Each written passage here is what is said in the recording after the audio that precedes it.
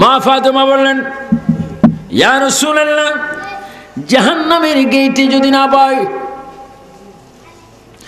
জাহান্নামের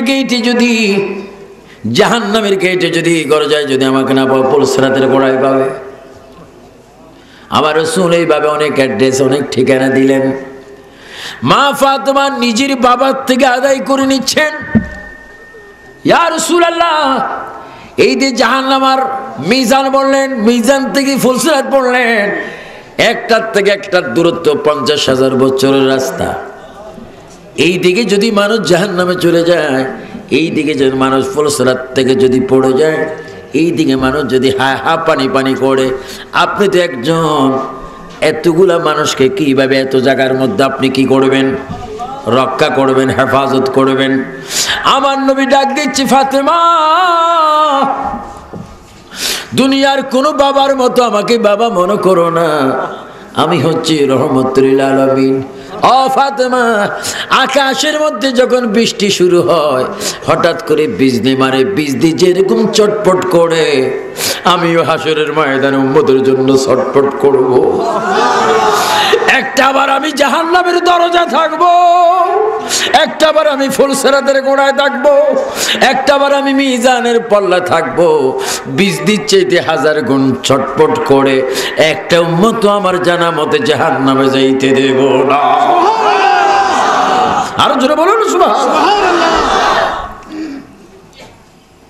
মা ফাতেমা এই কথা শুনে আরো বেশি কাঁদতে লাগলেন। আমার নবী বার ডাক দিয়ে বলে, ফাতেমা গো, ফাতেমা, একটা মজার কথা তোমাকে শোনাচ্ছে, তুমি এদিকে আসো। তুমি এতক্ষণ কাঁদলা, আমাকে তুমি কোথায় পাবে? এখন তুমি শুনে যাও, আমি তোমাকে একটা মজার কথা শোনাচ্ছি, তোমার কানটা দাও। ফাতেমা কান দিলেন। ও ফাতেমা, তোমার বাবা রাসূল দুনিয়ার থেকে চলে যাচ্ছে। তোমার বাবা দুনিয়ার থেকে যাওয়ার পরে এই মদিনার জমিনে কোন নতুন যদি প্রথম কবর হয়, ওই কবর হবে তোমার। অর্থাৎ আমার মৃত্যুর পরে এই মদিনায় প্রথম মৃত্যু হবে তোমার। তুমি মনে রাখো, তোমার লাশটা জান্নাতুল বাকিতে দেওয়া হবে। আমি রাসূল রওজার থেকে যাইয়া জান্নাতুল বাকিতে তোমার লাশটা গ্রহণ করব। বলুন আল্লাহু আকবার। আমার নবীর এই ক্ষমতা আছে কিনা? নবী যদি রওজার থেকে যদি জান্নাতুল বাকিতে যেতে পারে, নবী কি পশ্চিম বাকুলি আসতে পারে কি পারে না? নবী কি চট্টগ্রাম আসতে পারে না? এই ক্ষমতা নবীকে দিয়েছেন কে? আল্লাহ। চিৎকার দিয়ে বলো, ইয়া রাসূলুল্লাহ। আমার নবী আসবেন, আমার নবী আসার ক্ষমতা আছে, আছে। সুবহানাল্লাহ, সুবহানাল্লাহ। এই ক্ষমতা নবীকে আল্লাহ দিয়েছেন। এজন্য সুন্নি ভাইরা, আজকে শ্রোতা ভাইরা, গাউসিয়া কমিটির ভাইরা, মেহনত করে আমার অনেক বাবারা, যুবক বাবারা কত কষ্ট করে মাহফিল করেছে। তোমাদেরকে আমি বলবো, আজকের থেকে 5 ওয়াক্ত নামাজটা পড়ো। মা যদি থাকে মায়ের খেদমত করো, বাবা যদি থাকে বাবার খেদমত করো। মা যদি এখান থেকে 200 মাইল দূরে থাকে, মোবাইল দিয়ে রাত্রে 10টায় ঘুমাইবার আগে মায়ের সাথে একটু মোবাইল করে বলো, মা তুমি কি ভাত খেয়েছো নাকি? তুমি ভালো আছো নাকি? তোমার শরীরটা ভালো নাকি? আল্লাহ রাসূল বলে, এতটুকু খবর নিয়ে যদি তুমি ঘুমাও, মকবুল উমরা হজের সওয়াব হবে। জোরে বলুন না সুবহানাল্লাহ। আমার যুবক বাবারা, মায়ের মনে কষ্ট দিও না। আমার যুবক বাবারা, বাবার মনে কষ্ট দিও না, বড় ভাইয়ের মনে কষ্ট দিও না, চাচার মনে, জ্যাঠার মনে কষ্ট দিও না। যদি তুমি সুন্দরভাবে রাসূলের সুন্নাত নিয়ে চলো, তোমার ছেলেও তোমাকে ইজ্জত করবে। এই জন্য আজকের থেকে আমরা ওয়াদা করব, আমাদের যাদের মা বাপ ঘরে রয়েছে তাদের ইজ্জত করব, তাদের সম্মান করব। শুধু কোরআন শরীফ পড়লে হবে না, মা বাপকে ইজ্জত করতে হবে। মা বাপকে ইজ্জত করলে হবে না, নামাজ পড়তে হবে। তেমনি ভাবে নিজের স্ত্রীর হক আদায় করতে হবে, স্ত্রী স্বামীর হক আদায় করতে হবে, মানুষ তার সামাজিক হক আদায় করতে হবে। এইভাবে যদি আমরা যদি সুন্নাত মোতাবেক পারিবারিক জীবন, রাষ্ট্রীয় জীবন, আন্তর্জাতিক জীবন, সামাজিক জীবন, ফ্যামিলিগত জীবন যদি প্রতিষ্ঠা করতে পারি, যেই দিন আল্লাহ পাক আজরাইলকে পাঠাবে জান নেওয়ার জন্য, এই জানটা যখন বাইর হবে, রগগুলা ঠাস ঠাস করে ছেড়ে যাবে, হাড্ডির জোড়াগুলা খুলে যাবে। যাবে, শয়তান আসবে ঈমান নিতে, আজরাইল আসবে প্রাণটা বাহির করতে।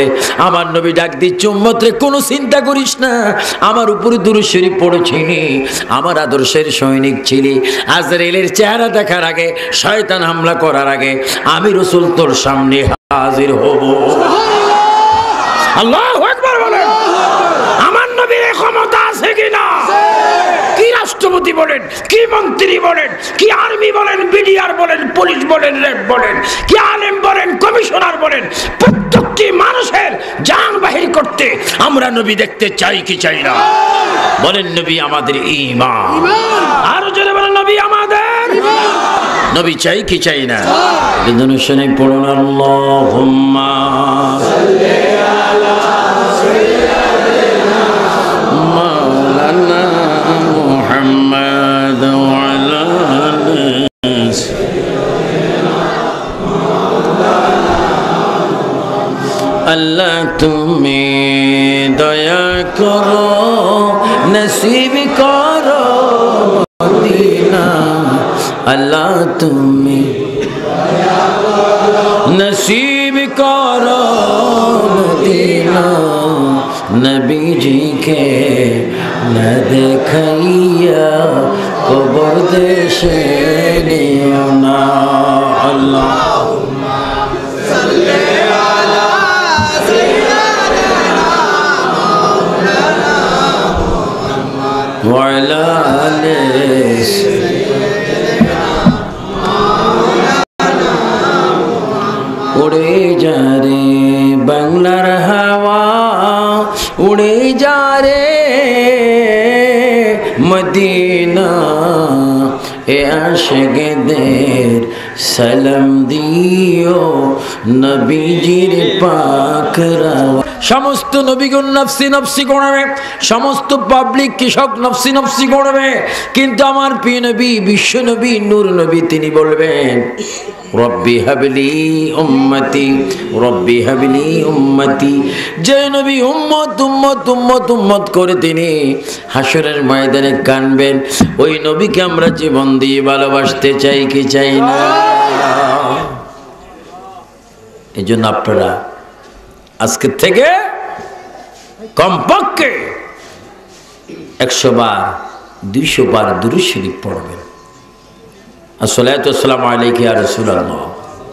এভাবে দুরূদ শরীফ পড়বেন, নবীকে সালাম দিবেন। তাহলে দেখবেন আপনার এই সোনার বাংলাদেশে আপনার জীবনটা সোনালী জীবন হয়ে যাবে। যেরকম আমাদের দেশে চাকরি আছে, বেতন আছে, কিন্তু বরকত নাই। বরকত নাই কেন? আমাদের মধ্যে আল্লাহ রাসূলের ভয় নেই, মহব্বত নেই, মা বাবা খেদমত নেই। চাকরি অনেক করেন, টাকা অনেক রুজি করেন, কিন্তু মা বাবার হক শ্বশুর শাশুড়ি খাচ্ছে, আবার শ্বশুর শাশুড়ির হক অন্য খাচ্ছে। শ্বশুর শাশুড়ি আমি প্রায় বলি মা বাবার হক নয়, মা বাবার হক অনেক ঊর্ধ্বে, শ্বশুর শাশুড়ির হক অনেক নিচে। আল্লাহ রাসূলের পরে সমস্ত হকের উপরে যার হক তিনি হচ্ছেন মা এবং বাবা। যেরকম আমরা মা বাবার হক পরিপূর্ণ আদায় করতে চাই কি চাই না? খবরদার মায়ের মনে বাবার মনে কষ্ট দিবেন না, মামার মনে মায়ের মনে কষ্ট দিবেন না। অনেকে ফিরের জন্য পাগল হয়, ঠিক আছে, পাগল 1 কোটি বার হবেন, কিন্তু মা বাবার জন্য আরো বেশি পাগল হবেন। আমার বাবারা, পীর এটা শরীয়তের পীর। পীর হচ্ছে পথ প্রদর্শক।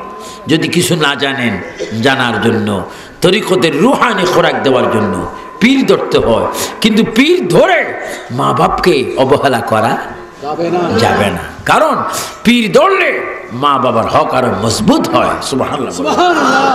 এজন্য আমরা মা বাবাও চাই, হক্কানি পীর আউলিয়া বুজুর্গানে দিনও চাই।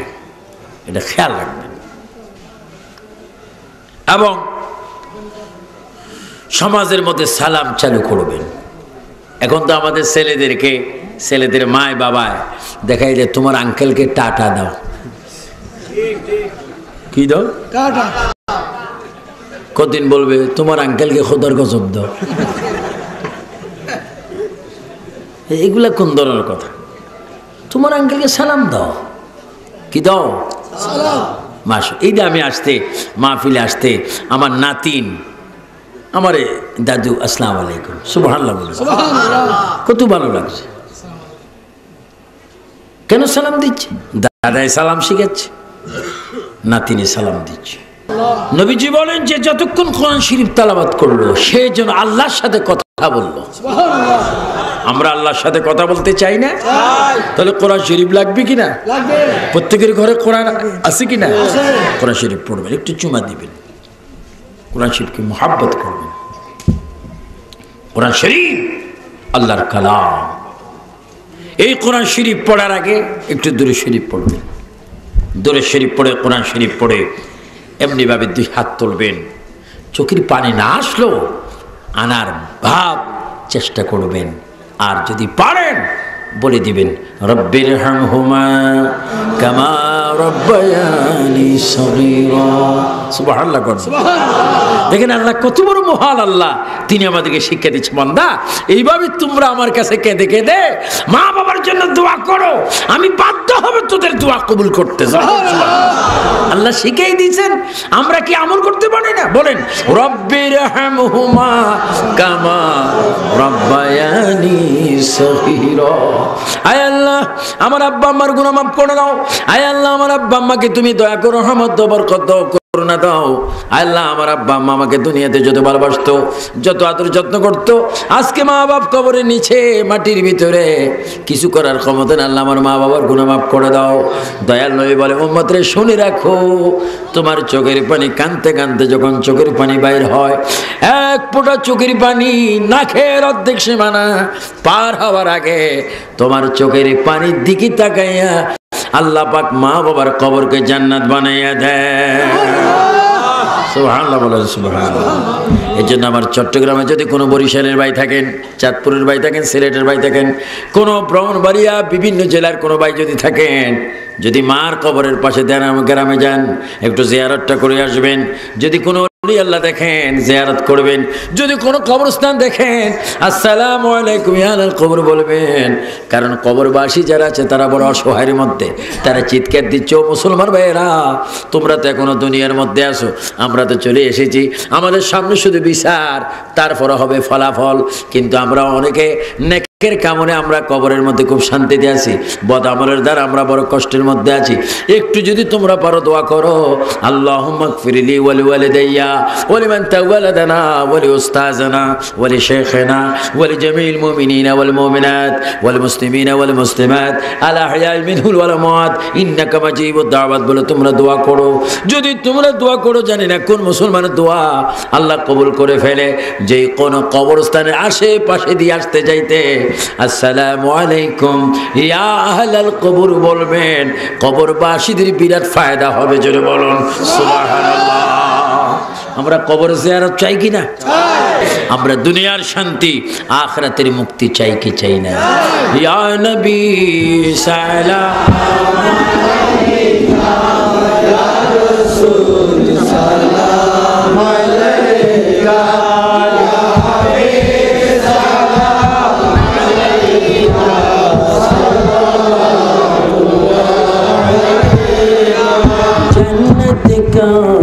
नक्शा मदीना अर्श का काबा मदीना, काबे का काबा मदीना, नबी जी रौजा मदीना।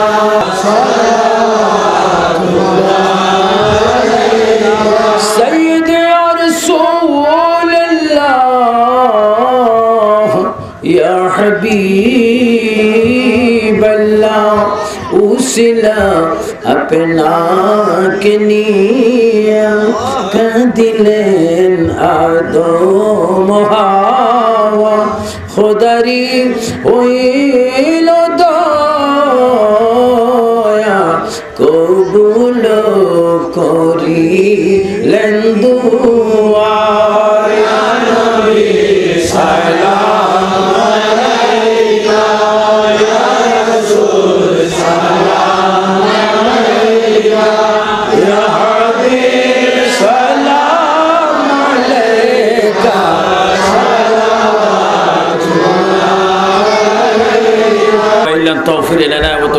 লানাকুনান্না মিনাল খাসিরিন।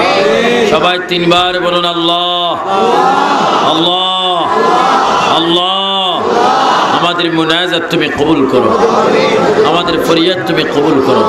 সবাই উচ্চস্বরে বলুন আমিন। আল্লাহ আমাদের হাজিরি তুমি কবুল করো। গাউসিয়া কমিটি মিমতোয়া জামি মসজিদ শাখা কর্তৃক গাউসিয়া কমিটির ভাইয়েরা যারা ক্লান্ত পরিশ্রম করে মাহফিল করেছেন তাদের গুনাহ তুমি মাফ করো। সভাপতি আলী আকবরের গুনাহ মাফ করো। সম্পাদক নাইম উদ্দিনকে কবুল করো। মোহাম্মদ ইসমাইল, মোহাম্মদ মামুন, নূর মোহাম্মদ, মোহাম্মদ ইলিয়াস, শামসুদ্দিন, ফরকান সহ আরো যারা আছে প্রত্যেককে তুমি কবুল করো। মা বোনের গুনাহ মাফ করো। মঞ্চে হযরত বুজুর্গান দ্বীন উলামায়ে কেরাম প্রখ্যাত ইসলামী চিন্তাবিদগণ হাত তুলেছেন, খতিবে আজমগণ হাত তুলেছেন। আল্লাহ সকলের হাতকে মুনাজাতকে তুমি কবুল করো। আল্লাহ আমাদের সওয়াব জিন্দা নবী, হায়াতুন নবী, নূর নবী, কমলি ওয়ালা নবী, তারান ওয়ালা নবী রওজায়ে সোনার মদিনায় তুমি কবুল করো। तमाम अम्बी केरामेर रूहे कबूल करो, औली केरामेर रूहे कबूल करो। गौसे कमिटी सवाब हुजूर गौसे बा गरीब नवाज बाद नक्शबंदी मुजद्दिद रफ़सानी 360 औलिया 12 औलिया रूहे कबूल करो। खास करे आमादेर मृत मा बाबार कबरे कबूल करो। যারা জীবিত তাদের হায়াতের মধ্যে বরকত দান করো। আল্লাহ যারা স্বেচ্ছাসেবক হয়ে তাবারক বিতরণ করেছে তাদের কবিরা সগীরা গুনাহ মাফ করো। আল্লাহ অনেকে ছেলের জন্য, মেয়ের জন্য, ভাইয়ের জন্য, মায়ের জন্য দোয়া প্রার্থী প্রত্যেককে তুমি কবুল করো। আল্লাহ মোহাম্মদ নাইম উদ্দিন বলেছে সকলের জন্য দোয়া করার জন্য, এলাকার জন্য দোয়া করার জন্য, বরকতের জন্য দোয়া করার জন্য। আল্লাহ অনেকে চাকরির জন্য দোয়া করার জন্য, ব্যবসা বাণিজ্যের জন্য দোয়া করার জন্য। আল্লাহ প্রত্যেককে তুমি কবুল করো। যারা পরীক্ষার্থী তাদেরকে ইমতিহান ভালো মতো করার তৌফিক দাও। বেনামাজিদেরকে নামাজি বানিয়ে দাও, বেপরদারদেরকে পর্দানিশীন বানিয়ে দাও। আল্লাহ গাউসে পাকের নূরানি ফয়েজ বাগদাদ শরীফ থেকে আমাদের নসিব করো। সারা বাংলাদেশের প্রতি খাস রহমত দাও, বাংলাদেশের প্রতি খাস রহমত দাও। কাদরিয়া, চিশতিয়া, নকশবন্দিয়া, মুজাদ্দিদিয়া তরিকাকে তুমি কবুল করো। চারি তরিকার ফয়েজ আমাদের নসিব করো। হানাফি, শাফি, হাম্বলি, মালিকি কবুল করো। ইমাম আজমের ফয়েজ আমাদের নসিব করো। আল্লাহ বাবা শাহ আমানত চট্টগ্রাম শরীফে শুয়ে আছেন, ওনার নূরানি ফয়েজ আমাদের দান করো। আল্লাহ খাস করে বাবা ভান্ডারের রুহানি ফয়েজ দান করো। সিরকুট দরবারের ফয়েজ দান করো। বাবা তৈয়ব শাহ কিবলার ফয়েজ দান করো। খাস করে মুর্শিদ কিবলা আবেদ শাহ মাদানের ফয়েজ দান করো। আব্বা হুজুর কিবলা দরবেশ নূর হোসেন খান রহমাতুল্লাহর ফয়েজ দান করো। আল্লাহ আমার যে সমস্ত যুবক বাবারা ছেলেরা হাত তুলেছে প্রত্যেককে তুমি নামাজি বানিয়ে দাও। আল্লাহ এই মাহফিলকে প্রতি বছর করার তৌফিক দিয়ে দাও। আসমানি বলা আসমানে তুলে নাও, জমিনি বলা জমিনে দাফন করে দাও। হিংসুকের হিংসার থেকে, চক্রান্তকারী চক্রান্তকে আমাদের প্রত্যেকের জান মাল ইজ্জতকে তুমি হেফাজত করো। ইয়া আল্লাহ সন্ত্রাসী, চাঁদাবাজি, বোমাবাজি, জঙ্গিবাদ থেকে বাংলাকে হেফাজত করো। বাংলাদেশকে আউলিয়া আল্লাহর জমিন বানিয়ে দাও। জাতীয় সংসদের রিসালাতের জারি করে দাও। ইয়া আল্লাহ সুন্নিদেরকে তুমি কবুল করো। ইয়া আল্লাহ আমি আবু সুফিয়ান আবিদ আল কাদরি তোমার বান্দা বান্দীদের মনের খবর জানি না, তুমি তো জানো। সকলের নেক মাকাসাদ তুমি পূরণ করো। রব্বুল আলামিন আমাদের মুনাজাত তুমি কবুল করো। ওয়া সাল্লাল্লাহু তাআলা আলা খায়রি খালকিহি ওয়া নূরি জাতিহি মুহাম্মাদ ওয়া আলিহি ওয়া আসহাবিহি আজমাইন। মরণের কারে জবানে তুমি পড়ে দিও লা ইলাহা ইল্লাল্লাহু মুহাম্মাদুর রাসূলুল্লাহ। একটা গান আছে বাংলাদেশে, জীবন বাংলাদেশ আমার মরণ বাংলাদেশ, আছে না?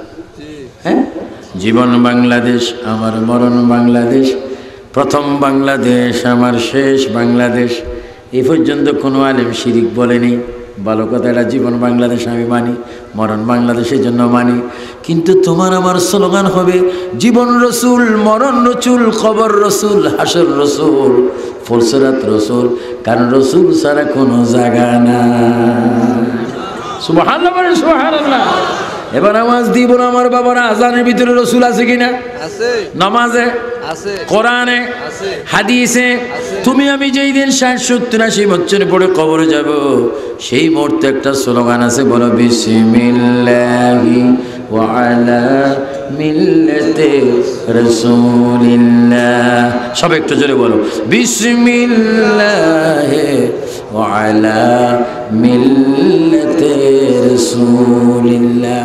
এজন্য আমার ভাইরা রসুলের গুণে, রসুলকে অনুসরণ করা, আতিউল্লাহ ওয়া আতিউর রাসূল। আল্লাহ রসুলকে তোমরা ইত্তেবা করো, অনুসরণ করো। আল্লাহ বলেন লাকাদ কানা লাকুম ফি রাসূলিল্লাহি উসওয়াতুন হাসানা। তোমার জীবনকে যদি জিরো থেকে হিরো করতে চাও, অসামাজিক থেকে যদি সামাজিক করতে চাও, অন্যায় কাজ থেকে যদি ন্যায় পথের সৈনিক হতে চাও, উম্মত রে বান্দারে আমার রসুলকে তোমরা একটু অনুসরণ করো। আমার রসুলের চরিত্রের মধ্যে উত্তম গ্যারান্টি চরিত্র রয়েছে তোমাকে জাহান্নাম থেকে পরিপূর্ণ মুক্ত করার জন্য। বলুন সুবহানাল্লাহ।